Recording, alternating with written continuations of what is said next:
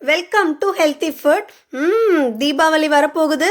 குலோப் ஜாமுனுடைய ஞாபகம் நம்மளுக்கு வராமல் இருக்குமா? வாங்க எம்டிஆர் மிக்ஸ் யூஸ் பண்ணி குலோப் ஜாமுன் மிக்ஸ் யூஸ் பண்ணி எப்படி சூப்பராக குலோப் ஜாமுன் கரெக்டான பதத்தில் பண்ணுறதுன்னு சொல்லி பார்க்கலாம். இதுக்கு ஃபஸ்ட்டு அதை உடைச்சிருங்க.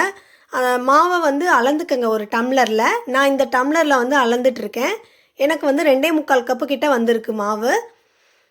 இதை இப்போ இந்த மாவை ஃபுல்லாக உடச்சி விட்டுருங்க. அங்கங்கே கட்டி கட்டியாக இருக்குது இல்லையா, அதை நல்லா இப்படி உடச்சி விட்டுருங்க. நல்லா ஃபுல்லாக கை வச்சு நல்லா உடச்சிருங்க. கட்டி இருந்தால் அது நம்மளுக்கு சரியாக இருக்காது. நல்லா உடைச்சதுக்கு அப்புறமா லேசாக தண்ணி தெளித்து பிசைஞ்சுக்கலாம். நம்ம 2.25 டம்ளர் மாவு போட்டிருக்கோம். 3/4 டம்ளர் எனக்கு இது பிசைகிறதுக்கு தண்ணி தேவைப்பட்டது. கொஞ்சம் கொஞ்சமாக விட்டு தான் பிசையணும். அப்படியே இறுக்கி அழுத்தி பிசையாதீங்க. ரொம்ப சாஃப்டாக பிணையணும். பிசையிலையே ரொம்ப சாஃப்டாக பிசைஞ்சுக்குங்க. சப்பாத்தி மாவு மாதிரி அழுத்தம் கொடுத்துடாதீங்க. ரொம்ப சாஃப்டாக பிசைஞ்சுக்குங்க. இந்த மாதிரி பதத்தில் இருக்கும். 3/4 டம்ளர் நம்ம தண்ணி விட்டுருக்கோம். இப்படி பிச்சிங்கன்னா வரணும். இப்படி இதுதான் இதோட பதம். அவ்வளோதாங்க.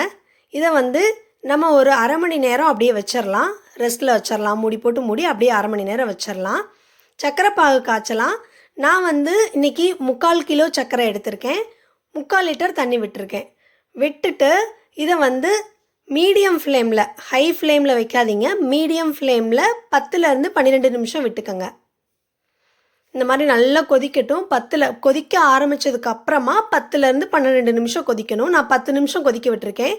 உங்களுக்கு ஏலக்காய் ஃப்ளேவர் பிடிக்கும்னா ஏலக்காய் போட்டுக்கோங்க ஆஃப் பண்ணுறதுக்கு முன்னாடி. இப்போ நான் ஆஃப் பண்ணிட்டேன். ஆஃப் பண்ண உடனே எலுமிச்சஞ்சாறு 5-6 சொட்டு சேர்த்துருக்கேன். எதுக்குன்னா அப்போ தான் சர்க்கரை பாகு கெட்டி ஆகாமல் இருக்கும். அதுக்காக நான் எலுமிச்சை சாறு சேர்த்துருக்கேன். கண்டிப்பாக நீங்களும் சேர்த்துக்கோங்க. இப்போ அரை மணி நேரம் ஆயிடுச்சு. இந்த மாவை உருட்டி உருண்டைகளாக எடுத்துக்கலாம்.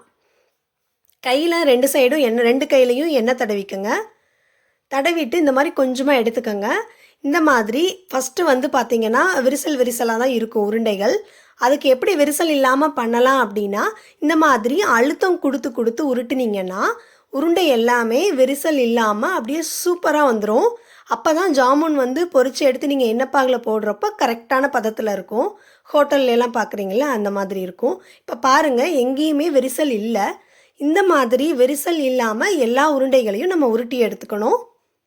ஒன்றும் இல்லை, ஜஸ்ட்டு ப்ரெஸ் பண்ணி அப்படியே உருட்டினீங்கன்னா விரிசல் இல்லாமல் இந்த மாதிரி சூப்பரான உருண்டைகள் ரெடி ஆகிடும். மாவுடைய கொஞ்சமாக எடுங்க. இது நல்ல பலூன் மாதிரி இன்னும் பெருசாகும். சின்ன சைஸில் எடுத்துக்கோங்க. நான் 32லேருந்து 35 உருண்டைகள் நீங்கள் செய்யலாம் அதில். இப்போது எண்ணெய் அதிகமான சூடில் இருக்கக்கூடாது. மீடியமான சூட்டை விட கொஞ்சம் அதிகமாக இருக்கிற மாதிரி பார்த்துக்கோங்க. ரொம்ப அதிகமான சூடாக இருந்துச்சு அப்படின்னா உருண்டை உள்ளுக்குள்ளே வேகாது, வெளியில் மட்டும் கலர் மாறிடும். இப்போ பாருங்கள், நான் உள்ளே போட்டோடனே டக்குன்னு அந்த உருண்டைகள் மேலே வரல. ஒரு கொஞ்சம் நேரம் கழித்து தான் அது அப்படியே மேலே வருது. அப்போ மிதமான சூடை விட கொஞ்சம் அதிகமான சூட்டில் இருந்தால் ஓகே. இந்த எண்ணெயுடைய சூட்டுடைய பதம் ரொம்ப முக்கியம். இப்போ உருண்டைகளை அப்படியே சேர்த்துக்கலாம். சேர்த்துட்டு இதை நம்ம எடுக்கிறப்போ ரொம்ப வேகமாக இதை எடுத்துடக்கூடாது. கொஞ்சம் பொறுமையாக அந்த உருண்டைகள் 2 பக்கமும் திருப்பி விட்டுட்டு நல்ல ப்ரௌன் கலர் ஆகிற வரையும் விட்டுருங்க. விட்டதுக்கப்புறமா எடுத்துக்கலாம். கொஞ்சம் பொறுமையாக ஹேண்டில் பண்ணுங்கள். உருண்டைகளை விரிசல் இல்லாமல் உருட்டணும். எண்ணெயுடைய சூடு சரியாக இருக்கணும். அது 2 இருந்துச்சுன்னா நம்மளுக்கு ஒன்றும் பிரச்சனை இருக்காது. இப்போ இது மாதிரி எல்லா உருண்டைகளையும் எடுத்துக்கலாம். நம்ம எடுத்துட்டு சர்க்கரை பாகில் இதை நம்ம சேர்த்த போகிறோம். சர்க்கரை பாகு சூடு குறைஞ்சிருச்சு அப்படின்னா சூடு பண்ணிக்கோங்க. பண்ணிவிட்டு இந்த உருண்டைகளை உள்ளே சேர்த்துருங்க. இப்போது இதை மூடி போட்டு மூடி ஒரு 2 மணி நேரம் விட்டுருங்க. நல்லா ஊறட்டும். அப்போ தான் நல்ல பாகு இறங்கும். 2 மணி நேரத்துக்கிட்ட விட்டுருங்க. குறைஞ்சது 1 மணி நேரமாவது விடணும். இப்போ பாருங்கள், 2 மணி நேரத்துக்கு அப்புறம் உங்களுக்கு என்ன கலர் வேணும்னா அந்த அளவுக்கு நீங்கள் நல்லா டீப் ஃப்ரை பண்ணிக்கலாம். இல்லை கொஞ்சம் கலர் கம்மியாக வேணும்னா அதுக்கு தகுந்த மாதிரி நீங்கள் எண்ணெயில் வேக விட்டு எடுத்திங்கன்னா அந்த கலர் நீங்கள் நினைக்கிற கலர் கிடைக்கும். அவ்வளோதாங்க.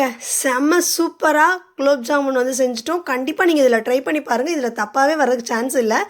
2 ஓரங்களையும் நல்ல எல்லாம் உள்ளுக்குள்ளேயும் நல்லா வெந்து தான் இருக்கும். இது ரொம்ப சூப்பராக இருக்கும். இந்த மெத்தடில் ட்ரை பண்ணி பார்த்துட்டு உங்கள் கமெண்ட்ஸை ஷேர் பண்ணுங்கள். இதுவரை சேனலை சப்ஸ்கிரைப் பண்ணாதவங்க கண்டிப்பாக சேனலை சப்ஸ்கிரைப் பண்ணுங்கள்.